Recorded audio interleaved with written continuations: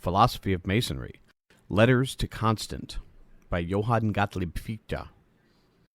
Translated by Roscoe Pound, past master of the Lancaster Lodge, number 54 in Lincoln, Nebraska.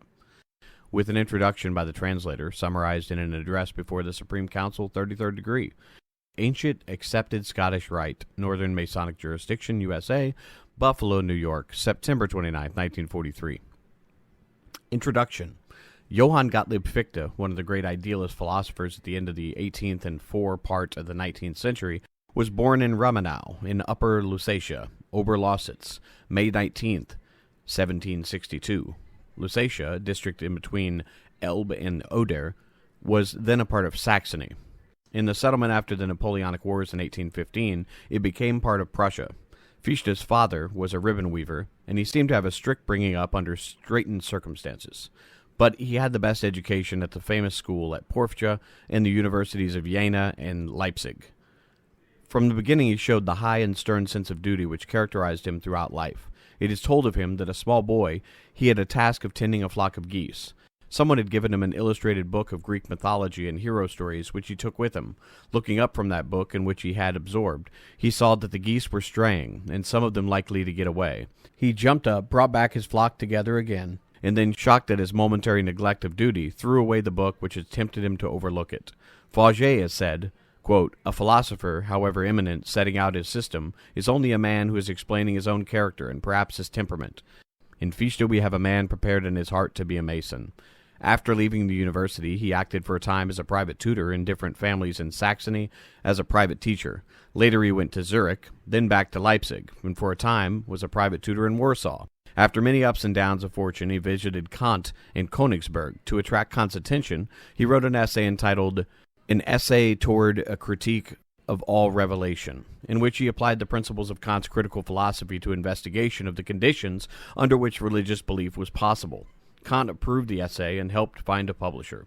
It was anonymously published in 1792 and was generally attributed to Kant. The latter corrected the mistake, commended the essay, and reputation of the author was established. In 1793, he became a professor of philosophy at Jena and at once proved an outstanding teacher. During the next 5 years, he published a succession of books which make up his system of philosophy. In 1798, as editor of the Philosophical Journal, he received from a friend a paper on the development of the idea of religion, which he prefaced with a paper on the grounds of our belief in the divine government of the universe, and printed in the journal. Theological ideas were rigid at the time, and a bitter controversy arose as a result of which Saxony and all German states except Prussia suppressed the journal. And Fichte in 1799 resigned his professorship and went to Berlin. He lived in Berlin until 1806, except that he lectured at Erlangen in the summer of 1805. While in Berlin, he wrote some of the most important books, but in 1806 the French occupation drove him out. He lectured for a time at Königsberg and at Copenhagen.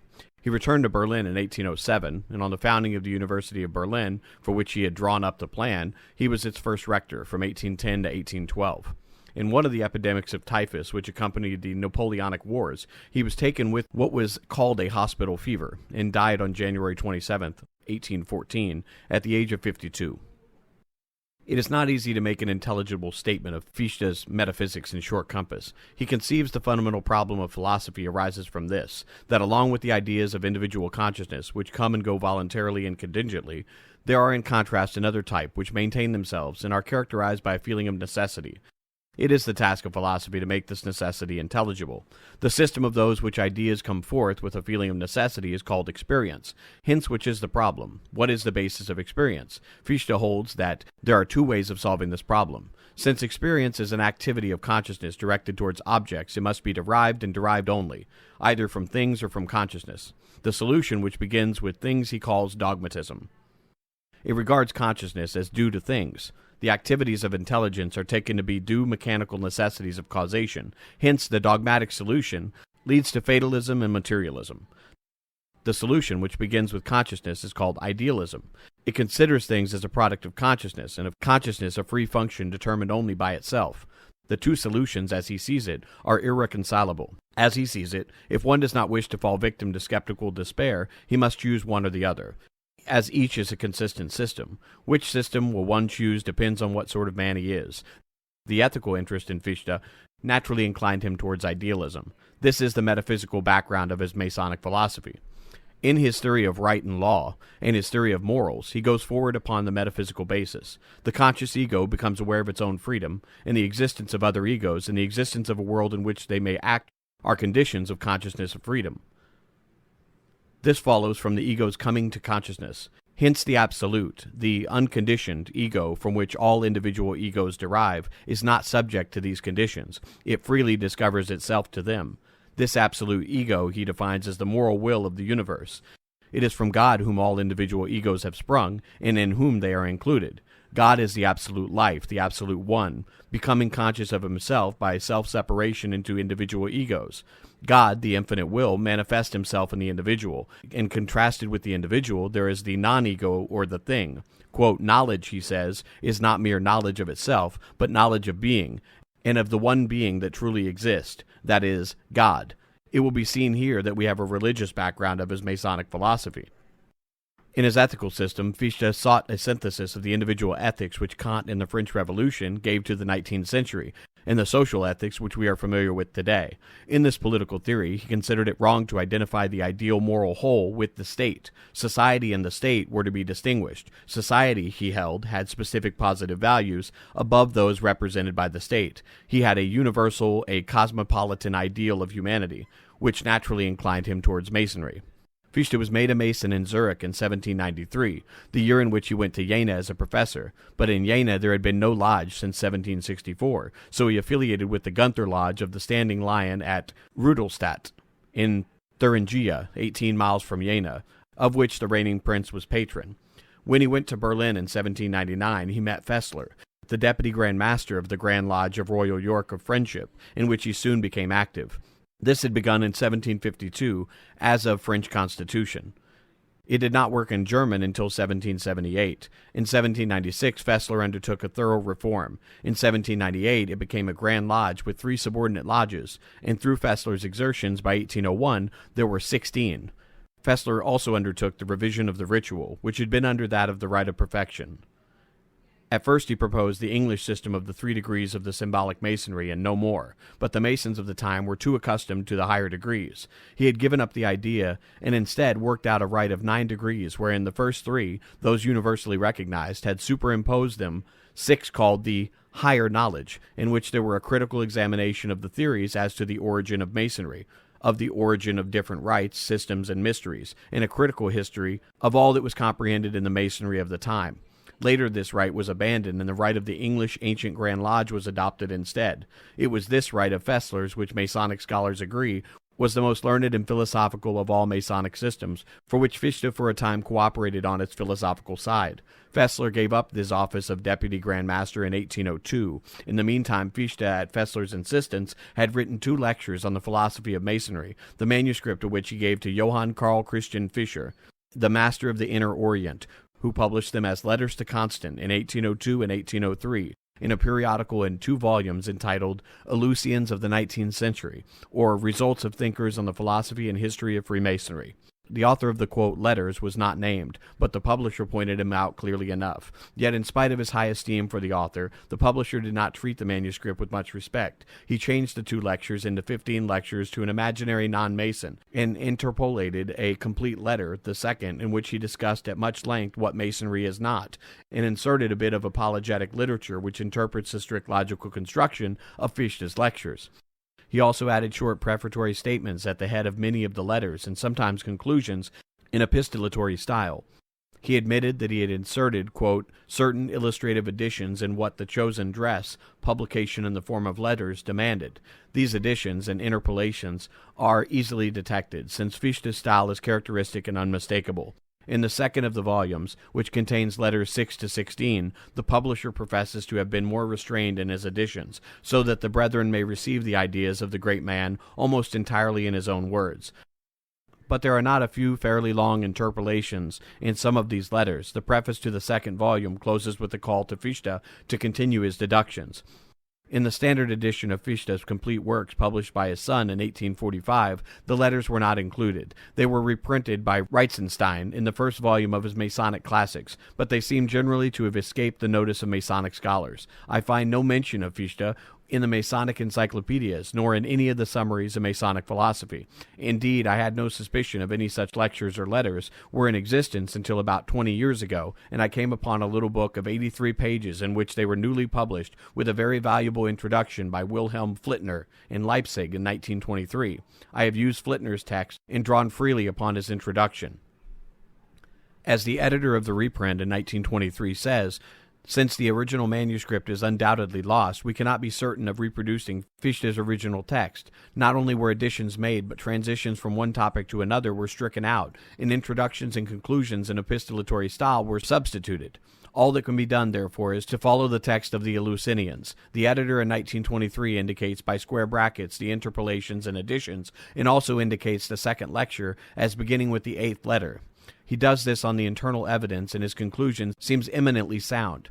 It is clear that the 8th letter introduces a new proposition and a new chain of thought. Both lectures deduce Freemasonry.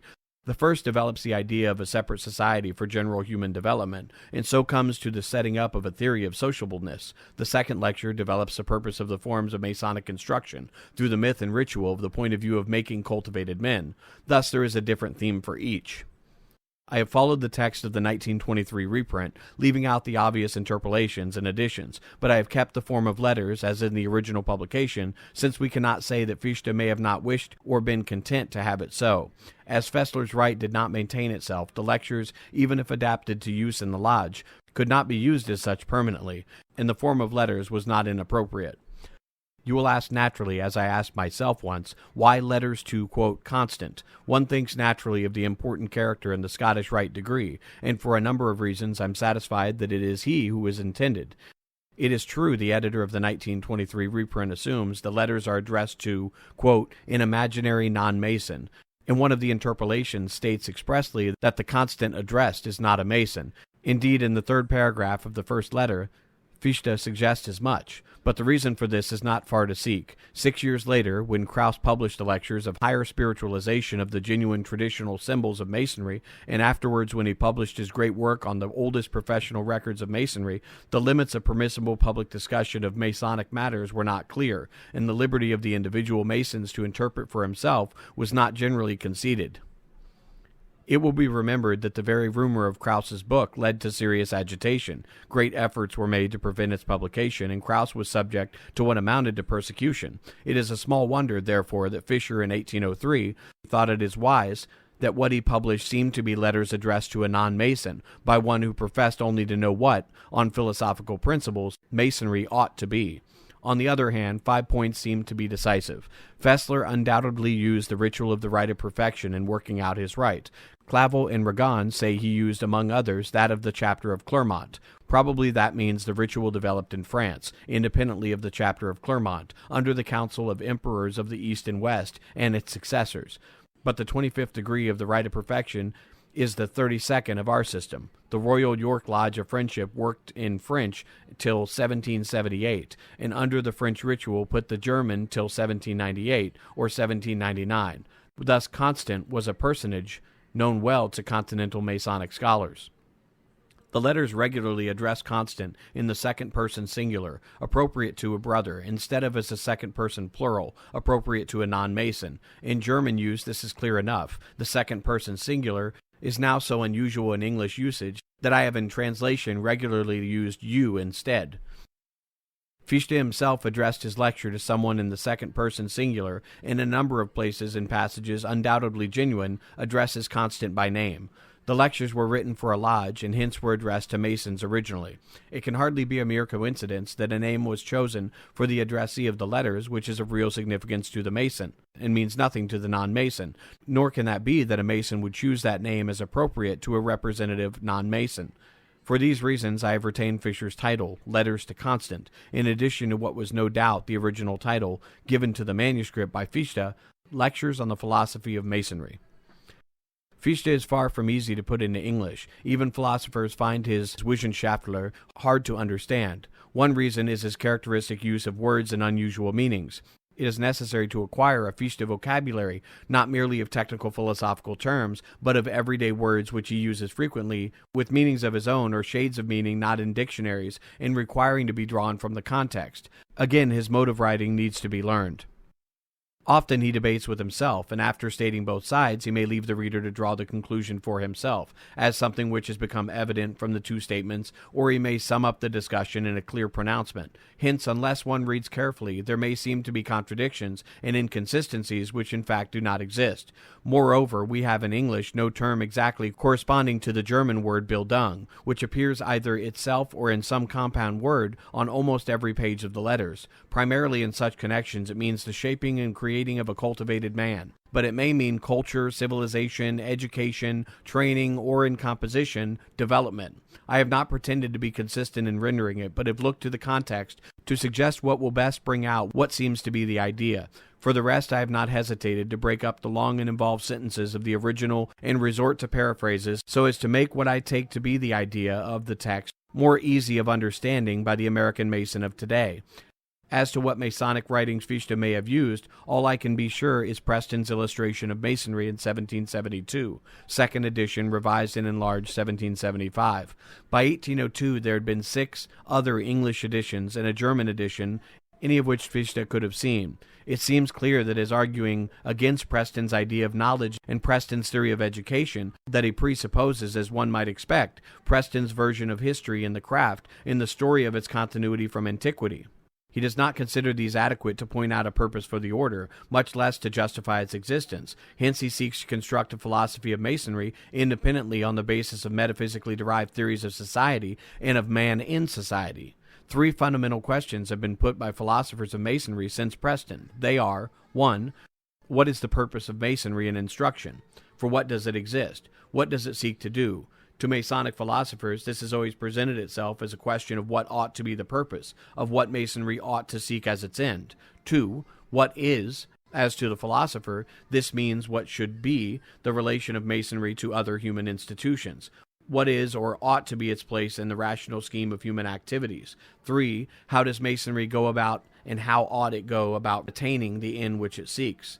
In seeing how Fichte answers these questions, we must not lose sight of the social, political, and economic conditions of the time and the place in which he wrote, nor the condition of Masonry in that time and place. The purpose of Masonry, Fichte assumes that Constant knows nothing of this. The Masonic literature of the time, for which the philosopher had not an unnatural contempt, did not discuss this question. Mostly derived from or elaborated on the basis of the old charges, it had nothing to do with the largely mythical story of the transmission of civilization from the biblical patriarchs and by the Hebrews, the Phoenicians, the Greeks, and the Romans to the Middle Ages. Fessler's right was taken up with the historical critique of systems and rites in degrees, and was well adapted to produce Masonic scholars in the sense of men deeply grounded in rites and rituals. But it did not touch upon the 3 questions of Masonic philosophy except incidentally and inferentially.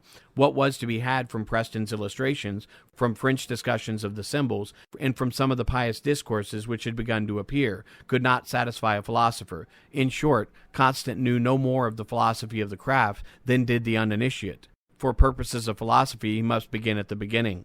Philosophical systems grow out of attempts to solve concrete problems of a time and place. The philosopher finds a satisfying solution and puts it in abstract universal terms. Then he and his disciples make it or seek to make it a universal solvent, equal to all problems everywhere and all times. Accordingly, Fichte starts with the urgent concrete problem of Masonry in his time.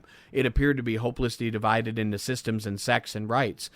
In England, the schism of the self-styled ancients had produced 2 grand lodges, each claiming to be the true successor of the Masonry which had come down from antiquity through the Middle Ages. On the continent, the pulling and hauling of rival sovereign bodies, the claims of self-constituted leaders to property in the high degrees, and the downright peddling of them had produced an even worse condition.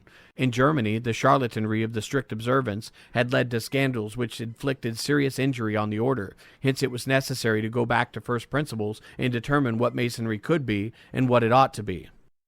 Where was one to begin such an inquiry? Fichte saw that he could get no satisfactory starting point from the literature of Masonry as it then was. The old charges and the mythical history of the transmission of civilization did not help. It was necessary to resort to reason.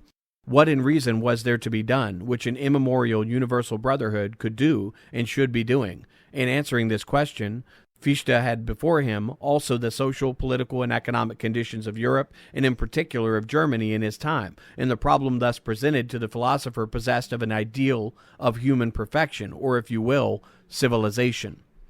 What impressed him as a child of the people who had come up through adversity, his brother is said to have died an agricultural laborer, was the gulf between the cultivated professional man, the less cultivated practical man of business, the uncultivated man of humbler walks of life, each, however, wise in his own calling, and however virtuous, suspicious of the others, unappreciative of the other's purposes, and very likely intolerant of the other's plans and proposals. Thus there was in society the same unhappy cleavage which he saw in Masonry of the time. He saw the same phenomenon also in the political order of the time. The medieval academic of the political unity of Christendom in the, quote, empire had broken down in the 16th century and had been superseded by nationalism. Since that time, Christendom had been torn by successive wars between nations seeking political hegemony, and when Fichte wrote, the wars of the French Revolution and the Empire were still waging. Society in Western Europe seemed hopelessly divided into states, unable to work together except in fluctuating alliances, and then not toward any common goal of humanity or civilization, but only toward political self-aggrandizement. In Germany, not yet unified politically, but divided into more than 24 states, in more or less constant strife with each other, the political condition of Europe was reflected in an aggravated form. A like phenomenon was appearing in the economic order. The rationally organized society of the Middle Ages had broken down. The French Revolution had put an end to feudal society in France, and it was passing in Central Europe. Economic freedom of the middle class had given it increasingly complete political control, but the proletariat was emerging to class consciousness and was making continually increasing demands. Thus there was growing up a class-organized society, which had been a conspicuous feature of the economic order with the progressive industrialization, which has gone on everywhere since the end of the 18th century. States, classes, professions, and walks of life alike were suspicious of each other, prejudiced against each other, intolerant of each other. Society in Europe, which was culturally a unit and was inherited as a universal tradition from the Middle Ages, was internally chaotic and in a condition of internal strife and conflict which stood in the way of the progress of civilization. Even the unity of the Church, which had held men together to some extent during the Middle Ages, had disappeared at the Reformation, and sects and denominations were suspicious, prejudiced, and intolerant among themselves. Thus Fichte looked at the problem presented by the condition of Masonry in its time and place, sub specie aeternitatis, as part of the problem of all of humanity, along with one of social, political, economic, and religious organization of mankind, and sought a solution that would enable Masonry to meet or help meet a great need of mankind. Indeed, his Masonic philosophy is in part a larger social and political philosophy in which is now considered that he laid the foundation of much of the social philosophical thinking of today. But that is too large a subject to go into here. What was demanded, as Fichte saw it, was an all-around development of the individual man, which would enable him to cast off or prevent his acquiring the suspicions and misunderstandings and prejudices which stand in the way of cooperation with others towards developing human powers to their highest possibilities. As it was, each man was trained or trained himself for some profession or vocation or walk of life. As he perfected himself for the purposes of that profession or vocation or walk of life, he narrowed his outlook upon the world, came to look upon it and upon his fellow men as if it were through spectacles of that calling. Looking at other callings through these spectacles, he became suspicious, prejudiced, and intolerant, and so largely incapable of assisting the maintaining and furthering of civilization. There was need, therefore, of an organization which men were to be given or led to an all-around development, instead of the one-sided vocational development which they acquired in a society based on the division of labor. While in society at large, they were adequately trained toward effective divisions of labor. In Masonry, they must be adequately trained for effective cooperation toward the highest human development. The purpose, then, must be an all-around development of men as men, not merely as fellows in a calling, citizens of a state, members of a class, or adherents of a denomination, but as men fully competent and attentive to their duties as a member of their profession, as citizens, as churchmen, and yet conscious also of the duties of men to arise among suspicion, prejudice, and intolerance, and appreciate the work sympathetically with their fellows in every walk of life, of every political allegiance, and of every creed. Today, when exaggerated nationalism and aggressive class consciousness are threatening to disrupt civilization, thinkers are approaching Fichte's position not from a metaphysics as he did, but from the standpoint of social psychology. We are told that no man can form an objective, unbiased judgment in a situation in which he is emotionally interested. Hence, he unconsciously looks at everyone and everything from the standpoint of a profession or trade or calling or class or nation or denomination, and so, even with the best of motives, proceeds upon prejudices and misconceptions which impede his relations with others. Whether in business, industry, or politics, or international relations, we see this manifested every day. We have illustrations in strikes, in race riots, and wars. It is recognized as giving us a major problem of social control. Every social agency, the law, administration, international law, and all attempts at international organization must reckon with it. Many of those who are urging some sort of world organization to secure peaceable adjustment of international relations are writing very much in view of the Second World War in a generation as Fichte did during the Napoleonic Wars. We must concede that he has set us to a task which transcends time and place. 2. The relation of Masonry to other human organizations and activities. Fichte's conception of individual personality and its value led him to oppose any idea of the merging of the moral unit in the political or any other organization. Such theories misconceive the nature of organizations. They organize certain of men's activities without including their personalities. Thus, each of us may be in any number of groups or associations or relations which organize our activities in different directions while still leaving us free in all others. In consequence, there is no incompatibility in being an efficient professional man or man of business, a faithful worker in some calling, a loyal, patriotic citizen, a devout churchman, and a Mason striving for the universal while attentive to the particular. Fichte urges that one may be a better citizen of the world for being a good citizen of the state, and a better citizen of the state for being a good citizen of the world.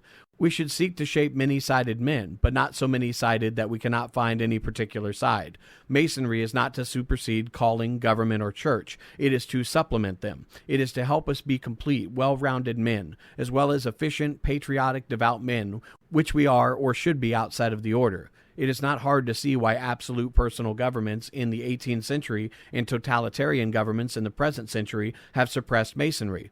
An order which considers that any organization of men's activities can stand in any degree on a plane with the omnicompetent state cannot be allowed by such governments.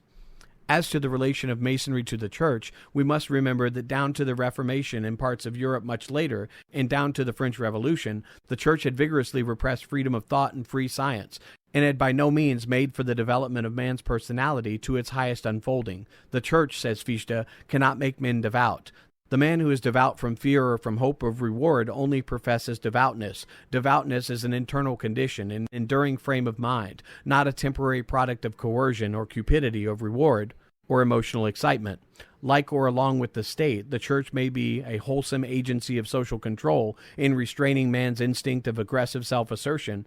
It can point out to men their relation to life to come to their duties they ought to be adhering to, for the very and sole reason that they are duties. Thus the Church can be working towards the shaping of a fully developed man, but that is not its real, primary function. Remembering what the state churches were for the most part in Europe in the era of the French Revolution, we can understand why Fichte passes over this agency of human development very lightly. As he says, religious instruction through the churches had then taken on a mass of the incidental and one-sided from which Masonry had the task of delivering men. On the other hand, Fichte does the fullest justice to religion, although without identifying it with Masonry as Oliver seems to do. As to morality, it will be remembered that Krauss considered the purpose of Masonry was to put an organization behind morals as the Church was an organization behind religion, and government or the state as an organization behind law. Fichte holds that morality means the doing of one's well-understood duty with absolute inner freedom, without any outside incentive, simply because it is his duty. Hence there is no specific Masonic morality, and hence also morality needs no special organization behind it. Like religion, it is an integral part of the fully developed man. 3. How does Masonry go about attaining the end which it seeks, both from its knowledge of the institutions of antiquity and from the old charges? Fichte had learned that throughout recorded history there had been systems of secret instruction, designed to perfect those who were inducted. Indeed, we know today that the primitive secret society is one of the oldest human social institutions. We know that ceremonies of termination of boyhood and raising up of a man are among the oldest of human rights. Hence, Fichte assumes that alongside the open training of men for their special work in society, there has always been a secret institution. There has always gone on a secret instruction, a system of mysteries, or a brotherhood which have supplied the deficiencies of the one-sided training in society and sought to train men as such and not as followers of some particular calling. Such instruction, he holds, can properly be given orally, in contrast with the open training which may use books or manuscripts, and may be dogmatic where the open training may be carried on by debate or by argument or experiment, carried on by myths and allegories and symbols. Men of every walk of life, meeting on an equality and associating in a common course of instruction, can, by hearing the oral lectures over and over, by listening to and acting the myths and symbols, divest themselves of the one-sidedness they have received in the training for their special calling, and become the all-round men demanded for civilized society. As the purpose is to rid us of the incidental and the one-sided in their training, this instruction, while keeping to the old landmark, may admit of much variation from age to age, in order to meet the exigencies of the incidental, which is accumulated in the time and place and calls for laying aside. But now let Fichte speak for himself.